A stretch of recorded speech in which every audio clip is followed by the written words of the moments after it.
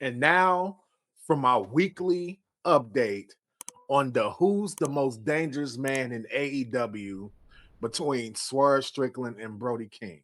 I feel like I'm talking about it every single week.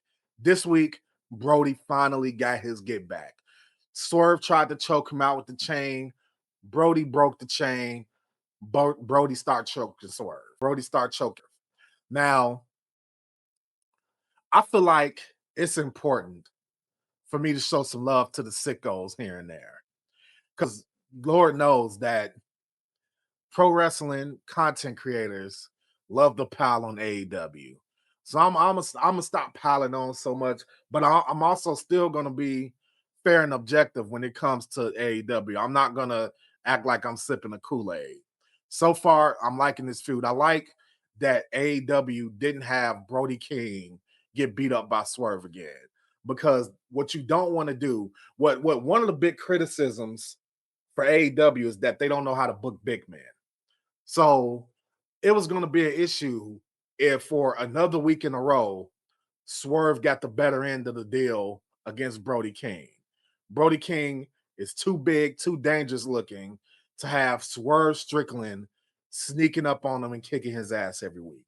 So I'm glad that this week they turned it around and they let Brody get one. I hope they keep doing it. Honestly, I'm gonna be completely honest. And I love Swerve Strickland. I don't always agree with what he says in interviews. I don't always agree with it seeming like he's sipping the Kool-Aid of Tony Khan all the time. But I will say this. I think that the way Tony Khan should book this, when Swerve and Brody have their match, Brody King needs to beat the living dog shit out of Swerve Strickland, a la Dave Batista and Triple H in a Hell in a Cell match. He needs to do that. I think they're in a Hell in a Cell match. It wasn't an Elimination Chamber. I think it was Hell in a Cell. But he needs to beat the shit out of Swerve Strickland. I think Swerve Strickland has a better chance of surviving getting decimated by Brody King than Brody King has of losing against Swerve in a physical, violent match. I think it will cost Brody King tremendously as far as his aura if Swerve Strickland beats him in that match. I think Brody King should win that match, and I don't even think it should particularly be close. I think that if Swerve Strickland was to get dominated in that match, you could almost rebuild Swerve from the ground up and make him even more dangerous, even more cunning than he was before. Because right now, Swerve has been able to get by in these type of situations just on sheer viciousness, doing vicious things, doing things that other AEW wrestlers outside of maybe John Moxley would do. So I mean, I think you should just have Brody King destroy him because Brody King can't afford to lose that type of match to Swerve Strickland and still come out the next week barking and looking tough and being tough. It'll be a big hit to the believability of Brody King if he loses that match. So I hope it's booked right. Another thing I seem to talk about on a weekly basis is MJF and Hangman Page. Now, this week, AEW tried something a little bit different. They had the press conference in the backstage that got heated and turned into a brawl. And during that press conference, AEW fans just couldn't fucking handle it. They couldn't handle something being different. But once it got back to what AEW fans are used to, which is chaos and brawls, they started chilling. They started cheering.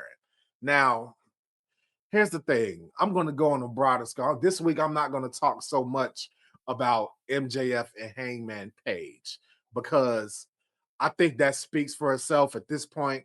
We already know what the stakes are. We already know what needs to be done. What I am going to talk about, though, is AEW sickos being adverse to things being different. I understand that AEW is the alternative to WWE. I understand that. But come on, guys. There is some room for a little flexibility in what type of content is being shown on AEW.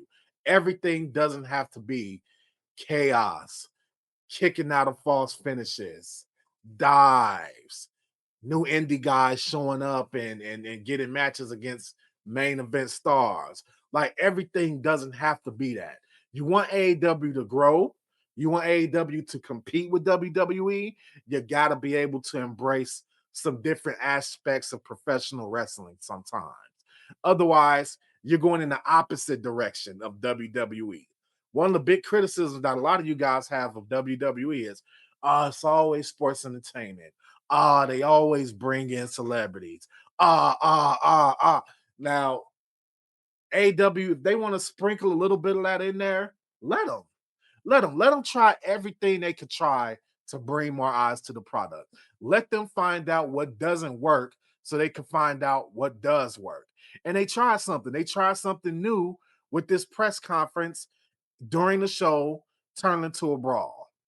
And I get people were thinking that maybe it was pre-taped or whatever, and that's why they were upset. Fine. But you don't gotta be vocal and boo every damn thing just because it's not chaos and going 100 miles per hour all the time. Let them cook. Let them figure this shit out. Okay. You know, you want to compete with WWE, you're gonna have to embrace a little bit of change, and you're gonna have to bite some of their shit sometimes. WWE bites off of AEW all the time. They do little shit that AEW does, then take credit for it. That's a two-way street, my friend. Let them do some shit that WWE does sometimes, because who knows?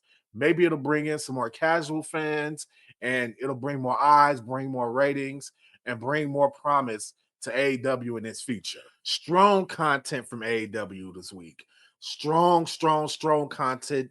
No pun intended. Roderick Strong.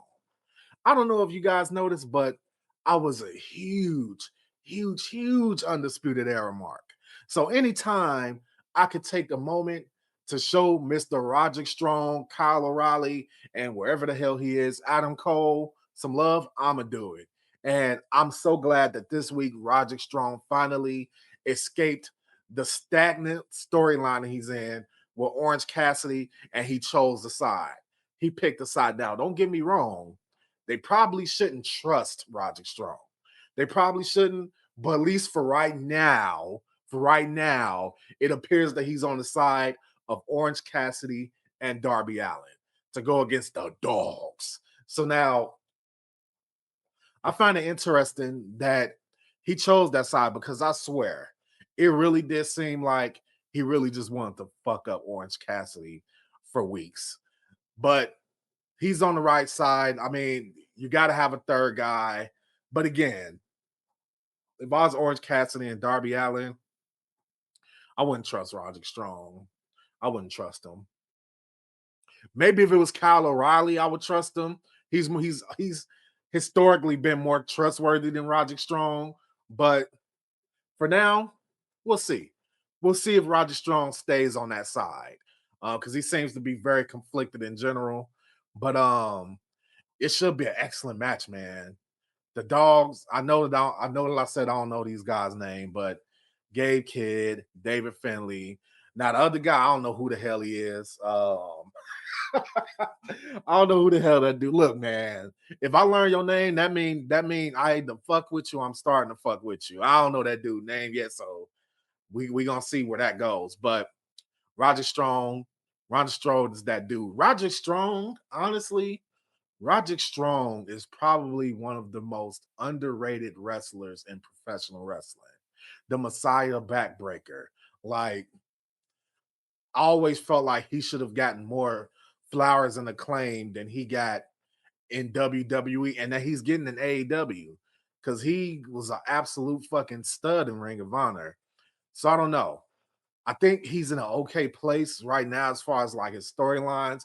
I don't think AEW is ever going to put like the AEW title on him or anything. But him being involved in these type of storylines is good for him. He's involved, and I mean that's what matters.